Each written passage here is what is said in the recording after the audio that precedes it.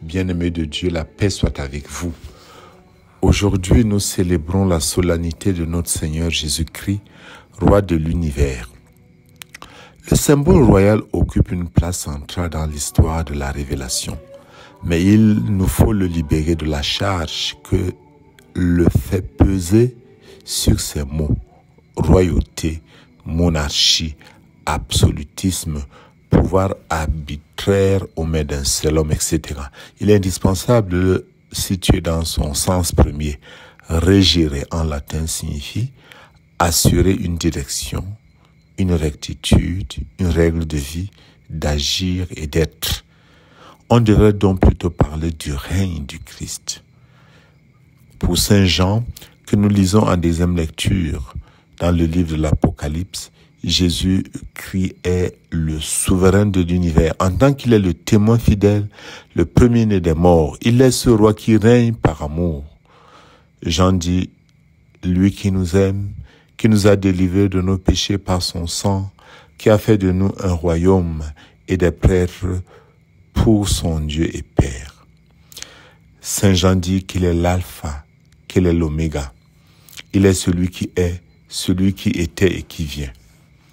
Bien-aimés de Dieu, notons que dans l'histoire du peuple saint, malgré les apparents désaveux de l'histoire, l'attente du Messie, le roi d'Israël selon la volonté de Dieu, fidèle à l'alliance, garant de la sainteté du peuple, a perduré jusqu'au moment des grandes persécutions sous Antiochus Épiphane, qui est le roi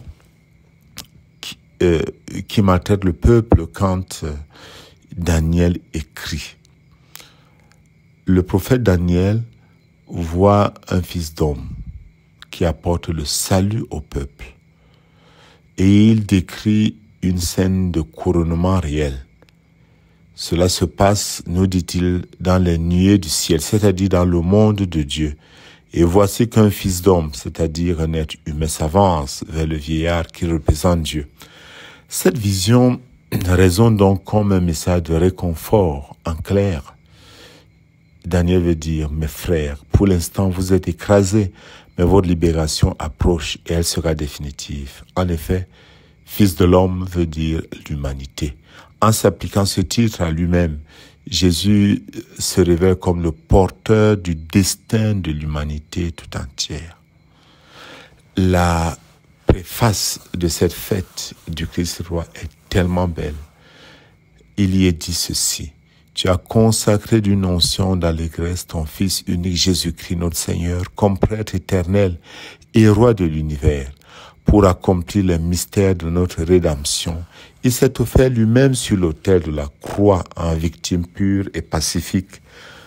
Quand toutes les créatures auront été soumises à son pouvoir, il remettra aux mains de ta souveraine puissance le règne éternel et universel, règne de vie et de vérité, règne de grâce et de sainteté, règne de justice, d'amour et de paix.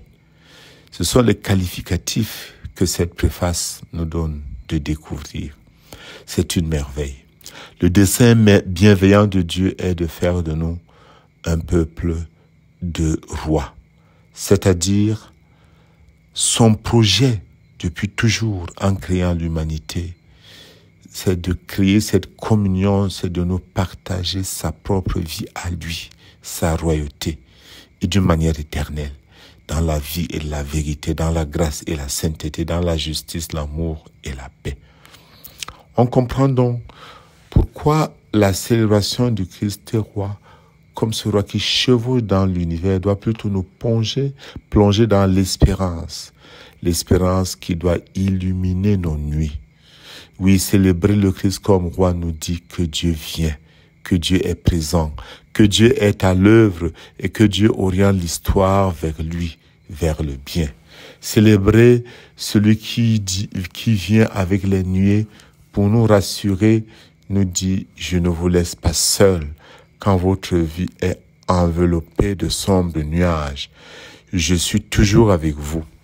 Je viens apporter la lumière et ramener la sérénité. » Le prophète Daniel précise cependant qu'il a vu le Seigneur venir avec les nuées au cours des visions de la nuit.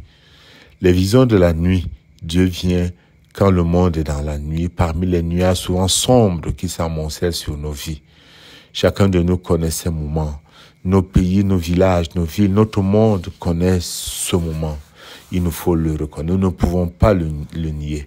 Regarder au-delà de la nuit, c'est élever notre regard pour voir à travers l'obscurité sombre. Oui, bien-aimés de Dieu, frères et sœurs en Jésus-Christ, regarder les visions de la nuit signifie avoir un regard lumineux, même dans les ténèbres, et ne pas cesser de chercher la lumière au milieu de l'obscurité que souvent nous portons dans nos vies ou dans notre cœur, ou que nous voyons autour de nous. Lever le regard vers le haut, pas pour fuir, mais pour vaincre la tentation de rester scotché sur le sol de nos peurs.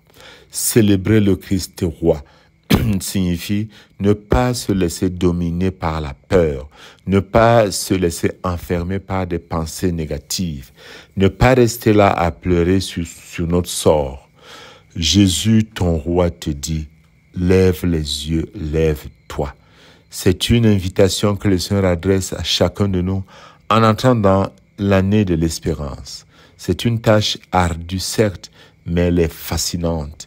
Elle est confiée à chacun de nous pour que nous célébrions le Christ comme des fils de roi, chacun de nous, pour que nous chantions avec force. Béni soit celui qui vient au nom du Seigneur au cœur de nos vies.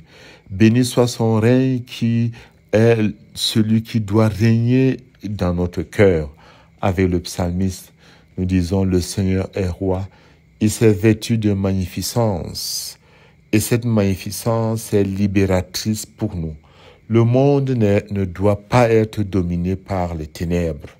Mais nous, fils de la lumière, il nous faut nous laisser emporter par la puissance de la vie, persévérer dans la lutte contre le mal, être patient, mais dans le même temps, être créatif, sachant que avec Dieu comme Jésus-Christ comme roi, il n'y a pas de chemin sans issue. Oui, Dieu n'agit pas dans notre monde par l'autorité, mais par amour, par le service, non par l'impôt, mais par le don de soi culminant dans sa passion.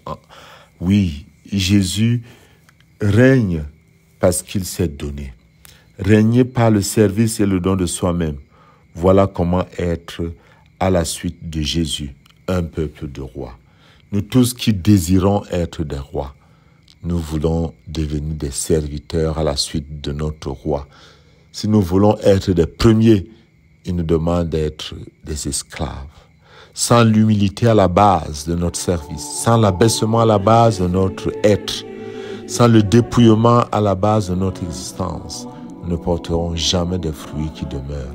Célébrer Jésus comme roi, c'est lever les yeux au ciel, contempler la lumière et vivre comme fils de la lumière dans le service et l'amour. Et que Dieu Tout-Puissant vous bénisse au nom du Père, du Fils et du Saint-Esprit. Amen.